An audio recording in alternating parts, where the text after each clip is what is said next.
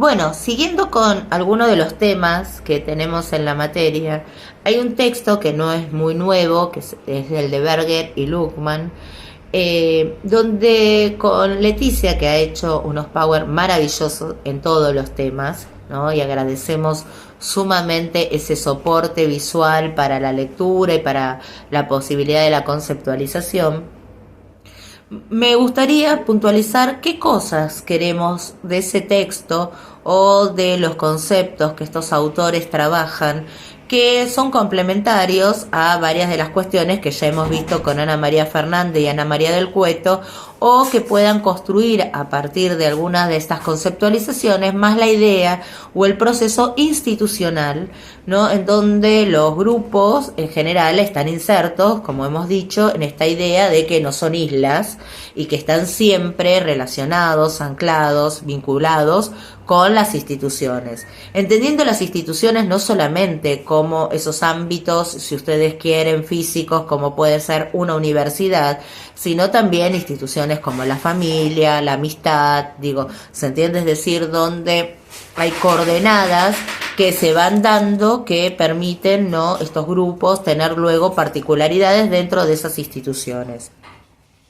Una primera idea que nos parece importante remarcar en función de lo que trabajan o traen a colación Berger y Luckmann tiene que ver con esto de que el ser humano nace o aparece en un mundo fuertemente social, un mundo humano, un mundo con otros y otras, ¿no?, fuertemente prematuramente, es decir, donde no podría sobrevivir, como le pasa a algunas especies animales, que rápidamente pueden trasladarse, comer, es decir, protegerse, alimentarse, ¿no? Digo, sobrevivir a ese contexto.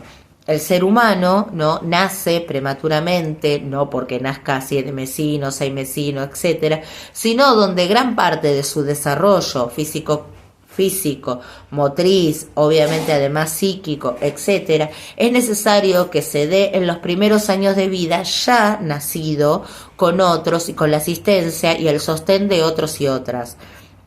Es decir, donde no puede autoalimentarse, donde no puede trasladarse, donde no puede sobrevivir sin esos otros y otras que lo asisten, lo sostienen.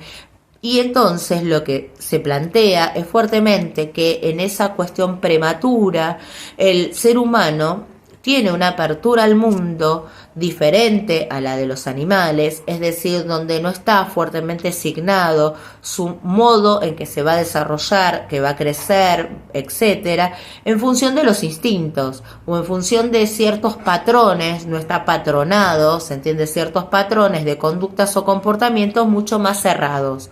Al contrario, el ser humano está fuertemente flexible y no tiene patrones, sí tiene algunos reflejos, pero no tiene patrones, es decir, donde tiene una apertura, una flexibilidad en todo su ser que lo pone frente al mundo con una imposibilidad de adaptarse rápidamente, de sobrevivir, si no hay otros o otras que en la interacción, en este caso social, cultural, política, en ese momento de los cuidados, de la crianza, no le vayan dando cierta direccionalidad a su supervivencia. Una supervivencia que va a ser en un mundo cultural y social que lo precede y al cual él aparece, ella aparece, nace, pero que debe adaptarse en función de cómo los seres humanos vivimos, sentimos, nos acomodamos, nos organizamos, etcétera. Es decir, a un mundo institucional, a un mundo social, a un mundo cultural, donde tiene cierto orden, ciertos comportamientos, ciertos modos ya adquiridos históricamente y que deben ser transmitidos a esa nueva cría, a esos nuevos generaciones que aparecen en este mundo. Que si no se historiza, no se transfiere, no se transmite este orden social, mandatos, identificaciones, reglas, regularidades, etcétera, esa cría, ese ser humano es un marginal o queda marginado o puede morir.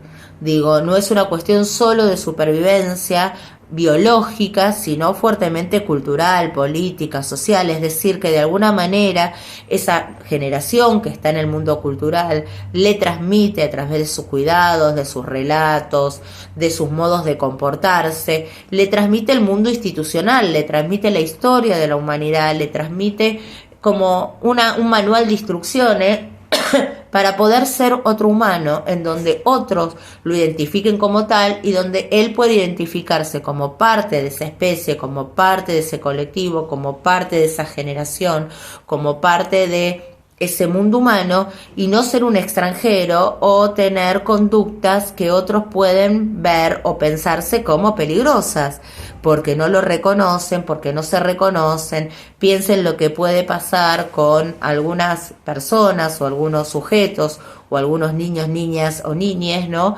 Que aparecen como algo extraño a ese momento histórico, poco epocal, político, ¿no? Donde no pueden ser nombrados, nombradas, ¿no? Y donde su modo de relación con esos, ¿no? Se vuelve como peligroso, extranjero, ¿no? Y muchas veces se vuelve, ¿no? Con conductas agresivas, etcétera, etcétera. No de protección y de cuidado, sino al revés. Entonces, una primera situación es que esta apertura al mundo cuando nacemos en esta cuestión de prematurez, es necesario que el mundo institucional, el mundo social, el mundo ya existente, vayan pautando en nosotros, en nosotras, ciertos lineamientos, cierta clausura de ese mundo que nos va a permitir como ciertas líneas de posibilidad de adaptarnos. Es decir, nos va marcando rumbos, nos va permitiendo un cerrar, pero que ese cerrar tiene que ver con las instituciones, con la escolarización, con la crianza, con las cuestiones deportivas, con las cuestiones culturales, con el uso del lenguaje, con la posibilidad de dar existencia a través del lenguaje a ciertas cosas y no a otras, y que nos permite situarnos con esas, ¿no? De una determinada manera. Es decir, que lo que se transmite a través de las instituciones, como puede ser la familia, para que ustedes puedan pensar,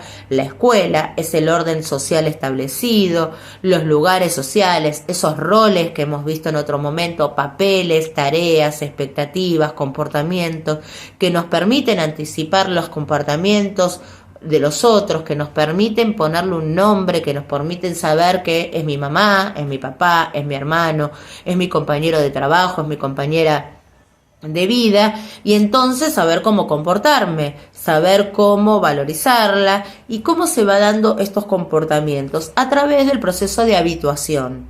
El proceso de habituación, es decir, donde uno con otro, uno va relacionando con ciertas reiteraciones y se va haciendo estereotipos, hábitos, es decir, tipificaciones de las conductas de los otros, se va viendo en las regularidades de los espacios sociales en los que nos comportamos con otros. Piensen que, por ejemplo, en el proceso de crianza, vamos a decir, alguien que está maternando, ¿no? Tiene un montón de conductas reiteradas, habituales, típicas de cuidado, ritmos que se imponen, movimientos, rituales, hábitos, ¿no? Que se va generando en esa socialización. Es decir que, perdón, este proceso de habituación, ¿no? Lo que va permitiendo es que se vayan como automatizando, si ustedes quieren, se vayan permitiendo como regularidades, regulaciones, ¿no?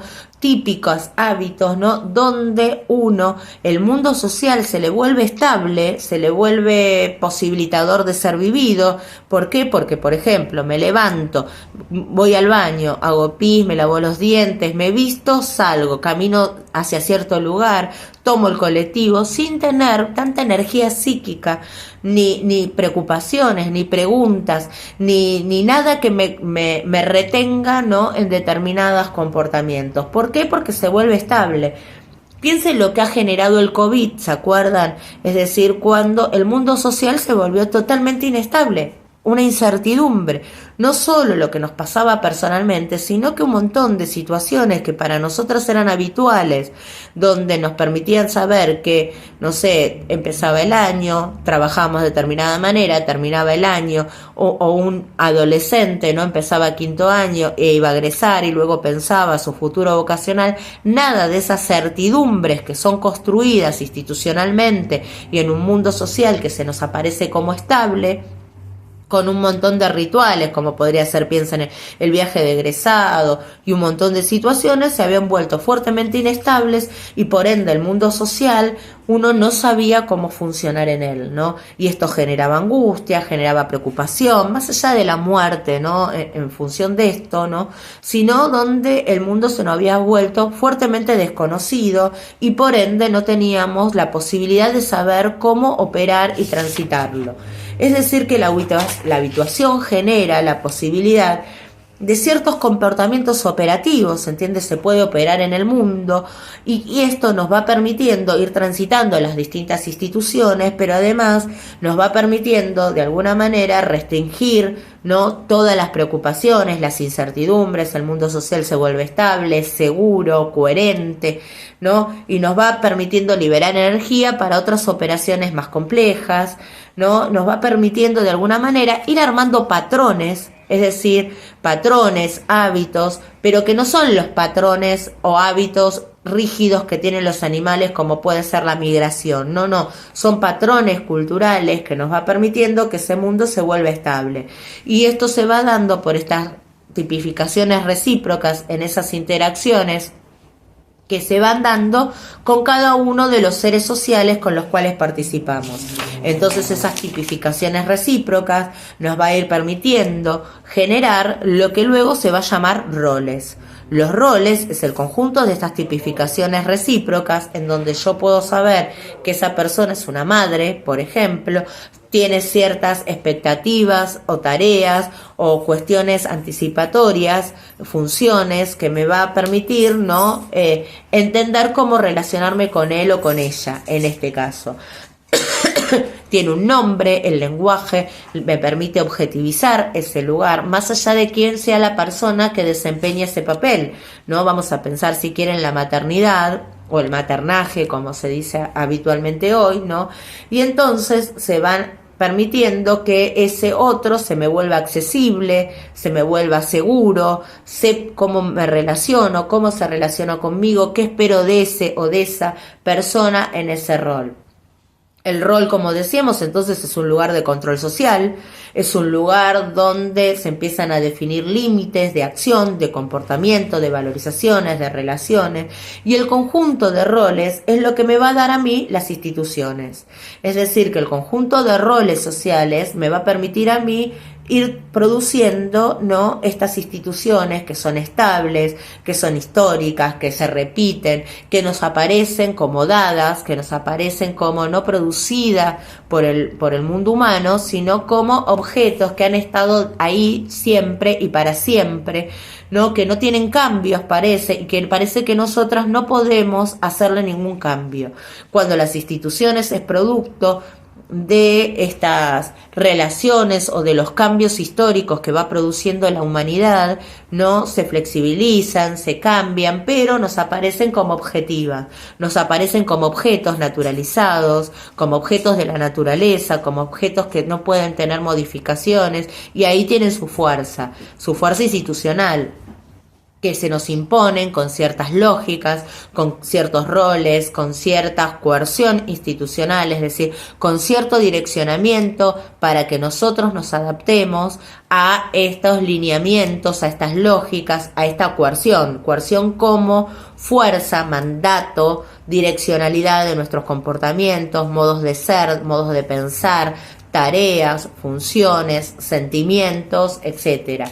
El mundo institucional, ¿no? Se nos aparece como un objeto que no puede ser modificado y que tiene esta fuerza coercitiva en nosotros, que no es solamente una coerción que sanciona, es una direccionalidad fuerte que nos impone en las conductas, que nos permite pensar qué es lo esperable, qué es lo típico, qué es lo habitual, qué es lo normal, ¿no? ¿Y qué es lo anormal, qué es lo atípico o lo inhabitual en una época, en un espacio, en una política? Entonces, desde ahí evaluamos, calificamos, estereotipamos, pensamos que algo está bien, que algo está mal, ¿no? A pesar de que podemos luego repensar esas situaciones. Sino para nosotros es normal que una madre cuide a sus crías o a sus hijos, hijas, hijes, ¿no? Y una madre decide que no tiene ganas de esto, pensaremos que ahí hay una conducta típica y tendremos una valorización y por ende una relación con ese rol institucional.